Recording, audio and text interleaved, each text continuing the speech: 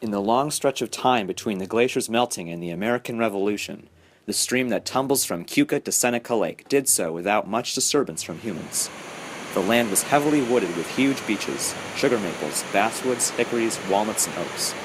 There were wolves and bears padding down the ravines, moose and elk, even buffalo grazing in the clearings. When the Senecas settled in the area, they called the stream Minnesota. A well-traveled footpath from the Susquehanna up to Canada crossed it not far from its mouth. Sullivan's raid in 1779 broke the back of Iroquois power in the region, and his soldiers were so impressed by the area's beauty and evident fertility that they carried back glowing reports to the more crowded east. Settlers began to trickle into the country. They needed land to grow their wheat on, and power to move their mill wheels. Sometime in the spring of 1788, 7 or 8 families numbering 25 people, under the leadership of a man named James Parker, entered the country. They were members of a religious sect who wanted to separate themselves from the temptations of the world.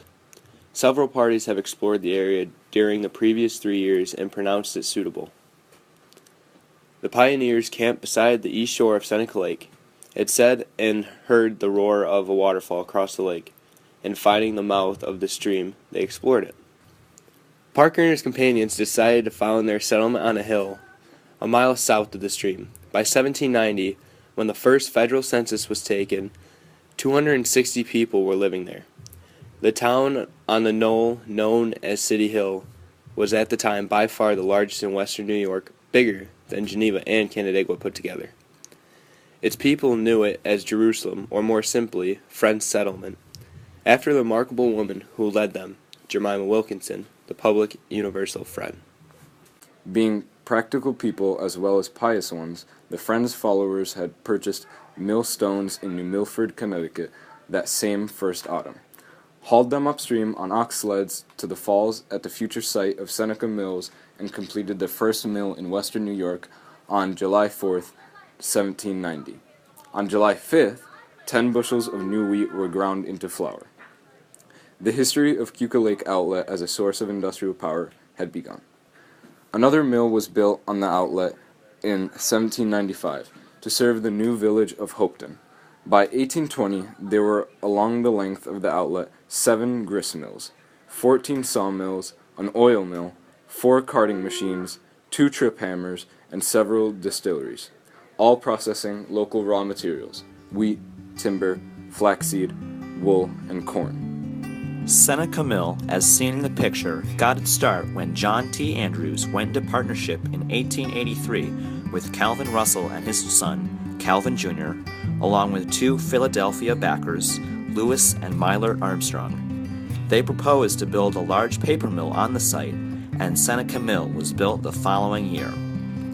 The mill's stone foundations were built of beautifully dressed blocks salvaged from the 4 locks, abandoned in 1877, that had carried canal boats around the falls.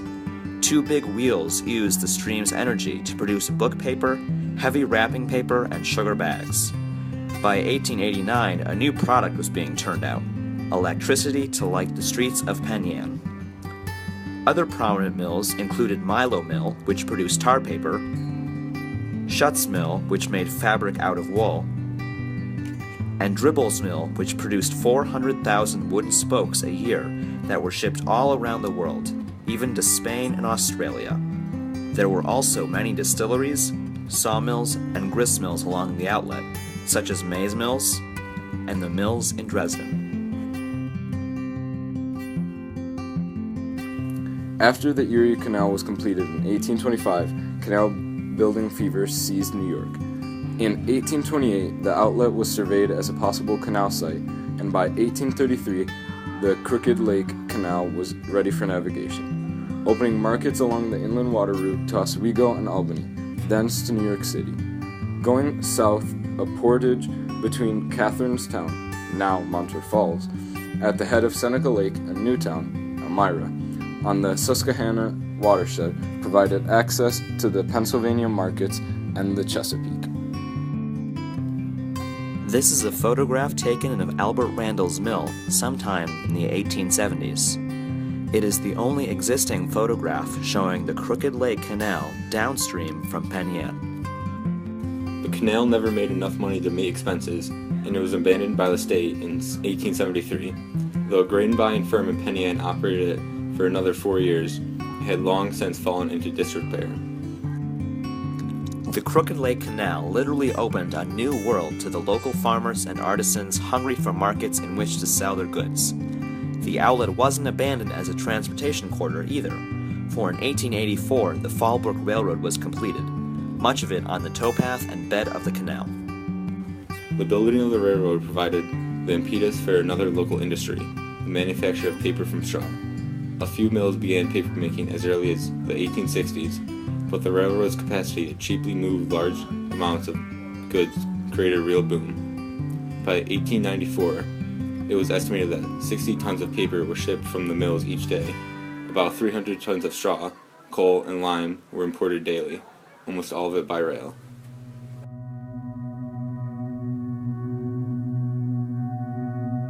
It was actually 1972 when the remnants of Hurricane Agnes came north and hung over this area of central New York and the southern tier for a few days.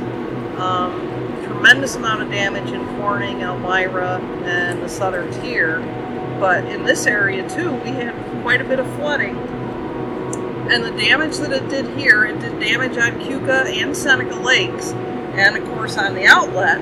But from the outlet's perspective, it spelled the end of the Fallbrook Railroad. The rail was damaged beyond repair, and eventually the railroad company abandoned the trail where the rails where the train went and turned it over to Yates County.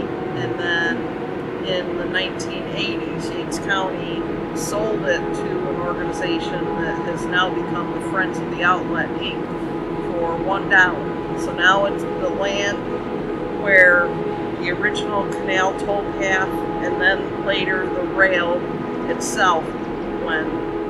One of the things that I find interesting as I learn more and more about the trail and the history of the area as I'm doing my own research is really how transportation has evolved over the years, and how now we're kind of going back to the original purpose, original use of this pathway. Because first it was probably an area that deer went on, and then the Native Americans in the area, the Senecas, used it, and then of course the Europeans from the American Revolution came, and the Universal Friend. Now it's back to being a footpath. But the traces remain of nearly 200 years of activity. The outlet trail passes the ruins of the mills and lift locks. It follows the grade of the railroad along the old towpath and dropping once or twice into the canal bed itself. The canal route is clearly visible most of the way, as well as the beds of vanished mill ponds. Progress has left this once busy place very quiet. The most insistent sound is once again running water.